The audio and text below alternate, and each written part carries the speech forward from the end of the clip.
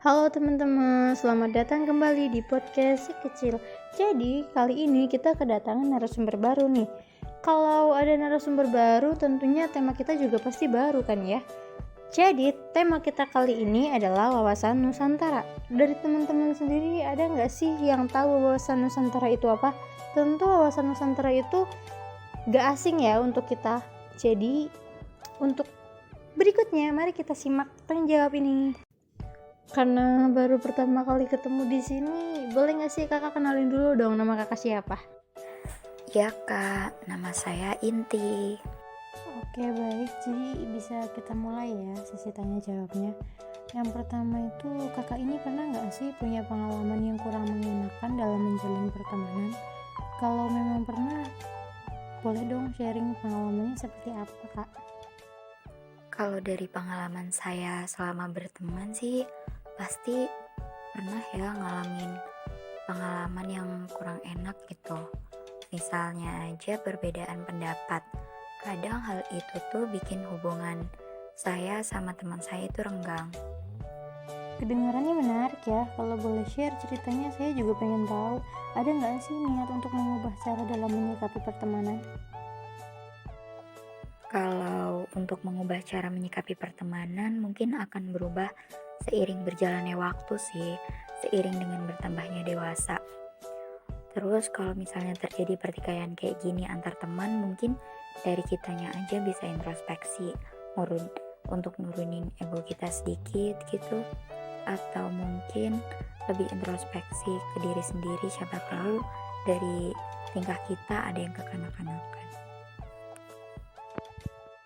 Kalau untuk adanya masalah yang dialami tadi, pernah nggak sih kakak itu memikirkan apa alasan dari lingkungan pertemanan tadi yang sedikit banyaknya itu jadi pemicu utama dalam menimbulkan masalah? Terutama mungkin bisa ya kita kaitkan dengan cara pandang bangsa kita terhadap dirinya sendiri dan juga cara pandang bangsa kita itu terhadap lingkungan sekitar mereka. Kalau dari masalah yang dialamin tadi, yang perbedaan pendapat itu sebenarnya sering terjadi sih. Itu kan lebih ke arah yang bagaimana cara kita memahami diri sendiri dan memahami orang lain ya.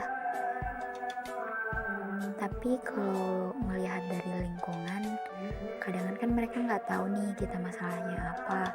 Jadi mungkin cara pandang lingkungan pandang kita itu lebih ke kekanakan dan egois. Wah, semakin menarik ya pembahasan kali ini. Kalau boleh tahu juga, menurut pandangan kakak ini, wawasan Nusantara itu sebenarnya penting atau tidak di dalam negara ini? Wawasan Nusantara itu lebih tepatnya bisa dibilang seperti visi dan perwujudan kebinekaan di Indonesia ya. Jadi menurut saya wawasan Nusantara itu memiliki posisi yang sangat penting. Karena kembali lagi, bangsa kita ini bangsa Indonesia yang memang memerlukan adanya wawasan dalam cara pandang terhadap diri sendiri dan lingkungan.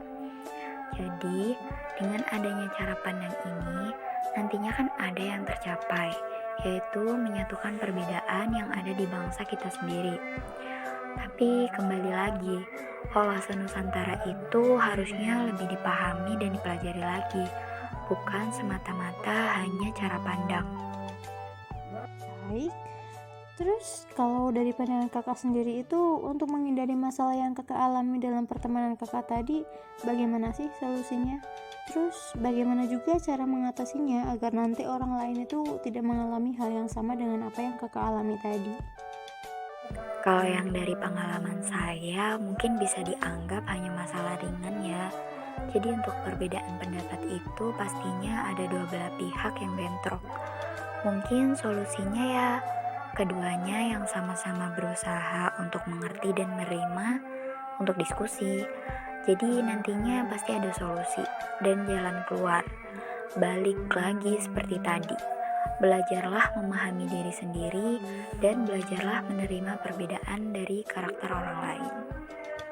Oke, baik. Mungkin sesi tanya jawabnya tuh cukup itu dulu ya kak. Terima kasih. Baik Kak, sama-sama.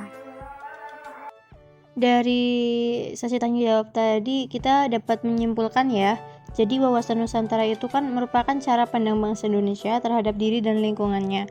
Bangsa Indonesia sendiri juga akan memandang wawasan Nusantara itu sebagai visi dan perwujudan kebinekaan di Indonesia. Jadi hakikat dari wawasan Nusantara itu menyatukan perbedaan dan batasan wilayah di seluruh Indonesia sehingga dapat terwujud bangsa Indonesia yang bersatu dan utuh dalam mencapai tujuan nasional. Wawasan Nusantara Indonesia juga dibentuk serta dijiwai oleh pemahaman kekuasaan bangsa Indonesia yang berdasar falsafah Pancasila. Sebenarnya wawasan Nusantara itu juga memiliki tujuan. Jadi tujuan wawasan Nusantara itu untuk mempromosikan rasa persatuan, identitas nasional, dan integrasi di antara keragaman budaya dan masyarakat Indonesia.